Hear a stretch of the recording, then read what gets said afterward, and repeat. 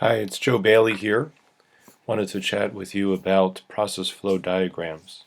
Process flow diagrams are an important quality tool that allows us to go ahead and document the process of something. And there's a few key components to a process flow diagram, as we can see in this figure right here. First thing we have is a start node, which is identified by a circle, as well as an end node.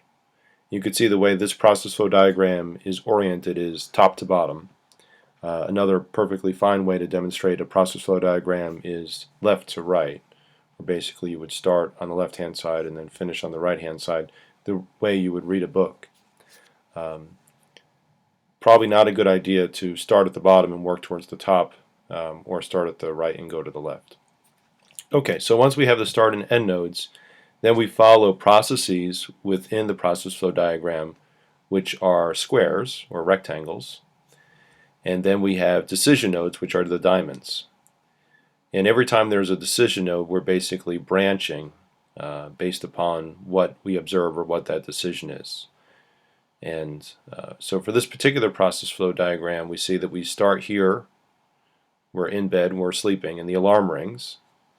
And the question then becomes, are we ready to get up? Again, we're following the arrows from one process flow node to another.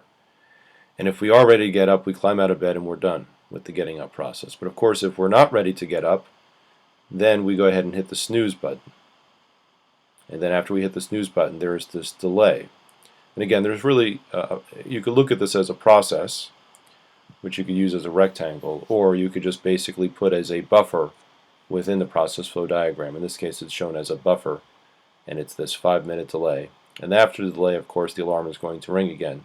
And we could repeat this cycle again and again. You'll notice that there's a little bit of documentation here with this process flow diagram that says on average people hit a snooze alarm 3 times.